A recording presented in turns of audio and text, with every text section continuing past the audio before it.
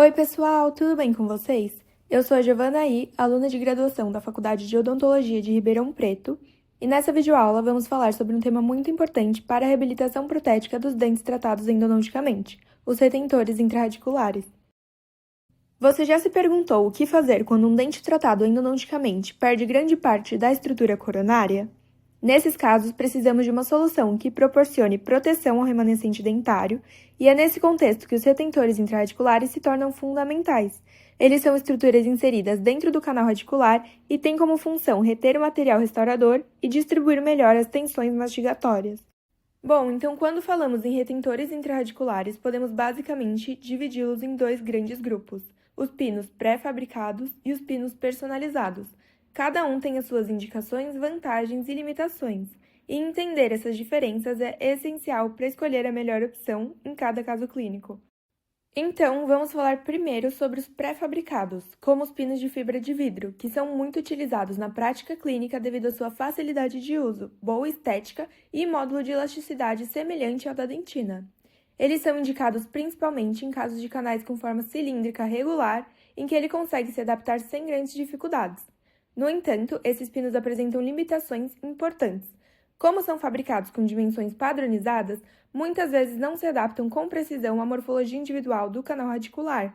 Em canais amplos, ovalados, dilacerados ou com paredes irregulares, o uso de retentores pré-fabricados pode resultar em lacunas significativas entre o pino e a parede dentinária, exigindo uma maior espessura de cimento resinoso. Isso compromete a retenção, favorece o surgimento de bolhas ou falhas na interface adesiva e pode concentrar tensões que favorecem ou que aumentam o risco de desadaptação ou fratura da restauração como um todo. Nessas situações em que os pinos pré-fabricados não são ideais, os retentores personalizados surgem como a melhor escolha. Eles são confeccionados de forma individualizada a partir da própria anatomia interna do canal. Essa personalização permite uma adaptação precisa ao canal radicular, independentemente do seu formato. A adaptação superior dos retentores personalizados traz uma série de benefícios clínicos importantes, como maior retenção mecânica, além da redução da espessura do cimento, o que diminui tensões internas e o risco de falha adesiva. Essa adaptação também favorece a dissipação uniforme das forças mastigatórias, ajudando a prevenir fraturas radiculares, e garante uma previsibilidade muito maior no tratamento, especialmente em dentes com pouca estrutura remanescente ou histórico de fratura. Tradicionalmente, a confecção dos retentores personalizados é feita por meio da função metálica, técnica que ainda é bastante utilizada. Mas antes de entender a função, é importante diferenciar dois termos muito usados nesse contexto: o padrão e o núcleo. O padrão é uma réplica do núcleo, confeccionada geralmente em resina acrílica ou resina para padrão. Ele é modelado para reproduzir exatamente o formato que desejamos no núcleo final. Esse padrão será posteriormente revestido, eliminado e substituído pelo material definitivo no processo de fundição. Já o núcleo é a estrutura definitiva, que é feita em metal, cerâmica, compósito ou polímero de alta performance e que será inserida dentro do canal radicular e servirá como base para a futura coroa. Ele precisa ser rígido, bem adaptado às paredes internas do canal e oferecer suporte à reabilitação protética. O sucesso clínico depende, entre outros fatores, da qualidade da adaptação desse núcleo ao canal e da espessura mínima da interface de cimentação. Então, voltando ao processo de fundição metálica, ele pode ser realizado de forma direta, com a confecção do padrão em resina diretamente dentro do canal, ou indireta, por meio de modelagem do conduto e confecção do padrão em laboratório. Esse padrão é então revestido com material refratário, levado ao forno para a eliminação da resina e, depois, o espaço negativo é preenchido com liga metálica fundida, geralmente de níquel cromo ou cobalto cromo, que oferecem boa resistência e durabilidade. Essa técnica, apesar de muito consolidada, apresenta várias limitações, dentre elas, exigir muitas etapas laboratoriais, depender fortemente da habilidade do operador e estar sujeita a distorções volumétricas durante a fundição. Cada etapa, do padrão à fundição, pode gerar erros dimensionais que comprometem a adaptação do núcleo e, consequentemente, o sucesso clínico. Além disso, é um processo mais demorado e menos previsível. A função exige tempo de laboratório, consultas adicionais e oferece menos controle sobre o resultado final. E é nesse cenário que o fluxo digital começa a se destacar. O fluxo digital propõe uma abordagem mais precisa e padronizada para a confecção desses núcleos. Ele é dividido em 3 etapas: CAI, CAD e CAM. CAI, ou Computer Aided Imaging, é a fase de aquisição de imagens. Ela pode ser feita com escaneamento intraoral, extraoral ou com tomografias, criando um modelo digital do preparo. É a substituição da moldagem convencional por um escaneamento preciso e confortável.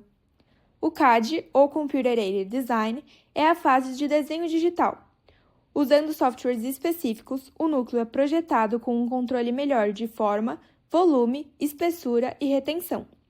Isso permite simulações, ajustes e previsibilidade antes mesmo da fabricação. E por fim, temos o CAM, Computer Aided Manufacturing. Nessa etapa, o núcleo é efetivamente fabricado, seja por impressão 3D ou por fresagem. Ambos os métodos oferecem vantagens em termos de precisão e repetibilidade.